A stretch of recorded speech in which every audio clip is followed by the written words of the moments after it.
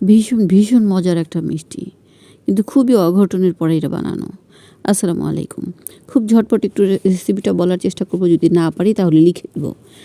আর আমি দুধ জাল দিতে গিয়ে দুধটা ফেটে যায়, তো তখন একটু ব্যস্ততা ছিল, যে কারণে আমি এটা ফ্রিজে রেখে দিই। তো 2 দিন পরে আমার একটা গেস্ট আসার কথা, ভাবলাম যে এটা বের করে ছানার পেঁয়াজু বানাই। ছানার পেঁয়াজু বানাবোর কথা চিন্তা করে তারপরে আমি এটা বের করলাম, কিন্তু মনে হলো না, ছানা যেহেতু একটু মিষ্টি কিছু বানাই। তো তখন ভাবলাম হচ্ছে ছানার পায়েস বানাই। তারপর ভাবলাম আচ্ছা ইউটিউব দেখি যে কী আছে ইউটিউবে। ইউটিউবে গিয়ে প্রথমে সার্চ দিতেই একজনের একটা রেসিপি পেলাম, সেটা হচ্ছে সুলতানাস কুক। ওনার এই রেসিপিটা, উনি হচ্ছে টাটকা ছানা কেটে তারপরে বানিয়েছেন, এবং ওনার ছিল যে টাটকা ছানা কেটেই বানাতে হবে।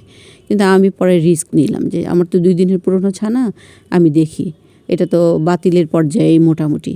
তা আমি ট্রাই করে দেখলাম, জিনিসটা হয়ে গেছে। জিনিসটা